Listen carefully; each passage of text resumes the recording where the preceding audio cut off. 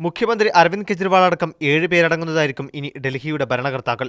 അഴിമതി വിരുദ്ധ സമരം മുതൽ കെജ്രിവാളിനോടൊപ്പമുള്ള മനീഷ് സിസോദിയാണ് മന്ത്രിസഭയിലെ പ്രമുഖൻ. ഇവർക്കൊപ്പം ഗിരീഷ് സോണി, സത്യേന്ദ്ര ജെയിൻ, സൗരഭ് ഭരദ്വാജ്, സോംനാഥ് ഭാരതി, രാഖി ബിർള തുടങ്ങിയവരാണ് മറ്റ് മന്ത്രിമാർ. രാഖി ബിർള ഏറ്റവും പ്രായം കുറഞ്ഞ MLA കൂടിയാണ്. എന്നാൽ കെജ്രിവാളിന്റെയും മന്ത്രിമാരുടെയും സത്യപ്രതിജ്ഞാ തീയതി സംബന്ധിച്ച് ഔദ്യോഗിക തീരുമാനമായില്ല. വ്യാഴാഴ്ച സത്യപ്രതിജ്ഞ നടക്കുമെന്നാണ് പാർട്ടി നൽകുന്ന സൂചന. രാംലീല മൈതാനിൽ വെച്ചായിരിക്കും ചടങ്ങ് നടക്കുക. അതേസമയം സർക്കാർ രൂപീകരിക്കുന്നതിന് അനുമതി നൽകുന്നതിനുള്ള ഔദ്യോഗിക ഉത്തരവ് രാഷ്ട്രപതി പുറപ്പെടുവിച്ചു. ഇന്നലെയാണ് ലഫ്റ്റനന്റ് ഗവർണറെ കണ്ട് സർക്കാർ രൂപീകരിക്കാനുള്ള അവകാശവാദം അരവിന്ദ് കെജ്രിവാൾ ഉന്നയിച്ചത്. മുഖ്യമന്ത്രിയോ മന്ത്രിമാരോ സർക്കാർ ബംഗ്ലാവുകൾ ഉപയോഗിക്കില്ലെന്നും ചുവന്ന ബീക്കൺ ലൈറ്റ് സ്ഥാപിച്ച വാഹനങ്ങളിൽ സഞ്ചരിക്കില്ലെന്നും ആം ആദ്മി പാർട്ടി പ്രഖ്യാപിച്ചിരുന്നു.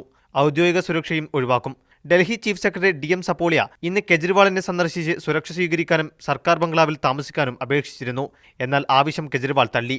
അതേസമയം സമ്മതമില്ലെങ്കിലും കെജ്രിവാളിന് Z കാറ്റഗറി സുരക്ഷ നൽകുമെന്ന് ഡൽഹി പോലീസ് അറിയിച്ചു.